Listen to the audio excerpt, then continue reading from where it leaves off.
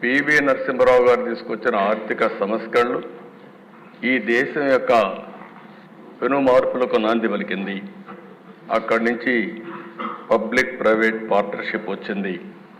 దీంతో బ్రహ్మాండంగా అభివృద్ధి జరగడమే కాకుండా ఈరోజు వికసిత్ భారత్ 2047 నరేంద్ర మోడీ గారు ఏదైతే మాట్లాడుతున్నారో నాకు ఏమాత్రం అనుమానం లేదు.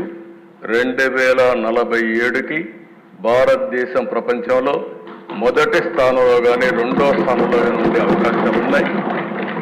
అది మన చేతుల్లోనే ఉందని చెప్పి కూడా నేను మీకు తెలియజేస్తున్న అధ్యక్ష. దీనికి కారణం మీరు ఒకసారి చూస్తే ఈరోజు ఒక 2 ఎగ్జాంపుల్స్ ఇక్కడ చాలామంది ఉన్నారు.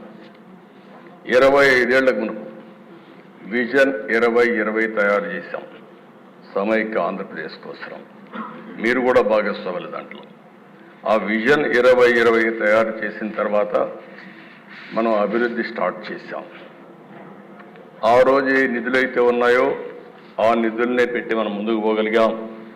ఈరోజు మీరు చూస్తే దేశంలోనే highest per capital income Telangana రాష్ట్రం ఉండడం ఆ రోజు చేసిన అభివృద్ధి వల్ల సాధ్యమైందని కూడా నేను మీకు తెలియజేస్తున్నాను. ఇది గుజరాత్, ఇంకా చాలా రాష్ట్రాలు ఉన్నాయి అధ్యక్ష. గుజరాత్ ఉంది, కర్ణాటక ఉంది, హర్యానా ఉంది. అన్ని రాష్ట్రాల కంటే ముందు పోయే పరిస్థితికి వచ్చింది. ఇది ఒక ఉదాహరణ మాత్రం.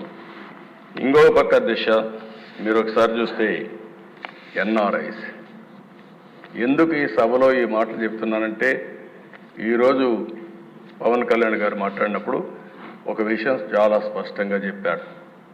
నేను వివేకానంద స్ఫూర్తిని కూడా మీకు చెప్పాను.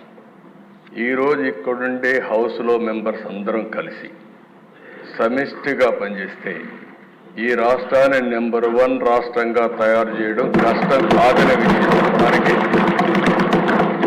నేను ఈ విషయాలు మీ దృష్టికి తీసుకొస్తున్నాను.